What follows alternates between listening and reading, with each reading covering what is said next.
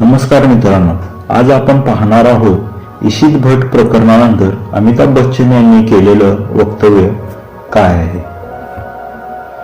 कौन बनेगा करोडपती 17 ज्युनियर्स मधील 10 वर्षांचा स्पर्धक इशित भटच्या उद्धट स्वभावामुळे सध्या सोशल मीडियावर या शोची जोरदार चर्चा सुरू आहे. इशित अति आत्मविश्वासामुळे काहीही रक्कम न जिंकता खेळातून बाद झाला. शिवाय त्याने बॉलिवूडचे शहंशाह अमिताभ बच्चन यांच्यासोबत केलेल्या गैरवर्तनामुळे प्रेक्षकांकडून त्याच्यावर खूप टीका झाली. अशातच नुकतंच बिग बींनी या प्रकरणावर मौन सोडले. इशित भटच्या प्रकरणानंतर अमिताभ बच्चन यांनी आत्मविश्वास तुमचं कसं नुकसान करू शकतो यावर टिप्पणी केली आहे. त्यांनी थेट इशित भटचं नाव घेतलं नसलं तरी त्यांनी दिलेल्या प्रतिक्रिया इशितच्या स्वभावाशी जोडली गेली आहे. अमिताभ बच्चन म्हणाले, तुम्ही सर्वांनी लहानपणी सापशिडीचा खेळ खेळला असेल.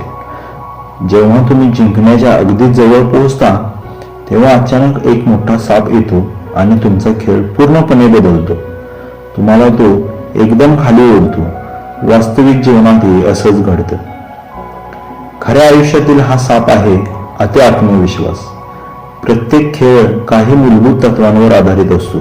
विजय, पराजय, एकाग्रता, आत्मविश्वास. पण अति आत्मविश्वास तुम्हाला एकाच झटक्यात खाली खेचू शकतो.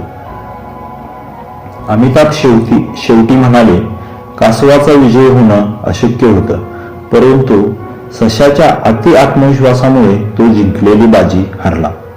त्यामुळे तुम्ही जे धोके स्वीकारता त्याबद्दल नेहमी सावध राहा आणि एक समाधानी खेळाडू म्हणून पूर्ण आत्मविश्वासाने खेळ खेळा. केबीसी 17 ज्युनियर्सच्या एपिसोडमध्ये महाराष्ट्राची स्पर्धक स्पृहा तुषार शिंदखेडे हॉट सीटवर बसली होती. तिने 25 लाख रुपये जिंकले होते.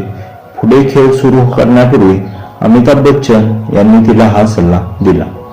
त्यामुळे बिग बींनी इशित भटचं नाव घेतलं नसलं तरीही त्यांनी तिला हा सल्ला दिला. तर इशित भट्टचा नेमका वाद काय होता?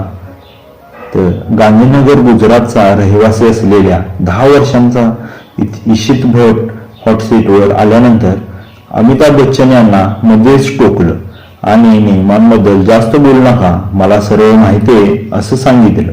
याशिवाय अमिताभ जेव्हा प्रश्न विचारायचे तेव्हा इशित पर्याय नाही ऐकता लगेच उत्तर द्यायचा आणि लॉक करा असं सांगायचा. रामायणाशी संबंधित एका सोप्या प्रश्नाचे उत्तर त्याने पर्यायांचा विचार न करता अति आत्मविश्वासात चुकीचं दिलं.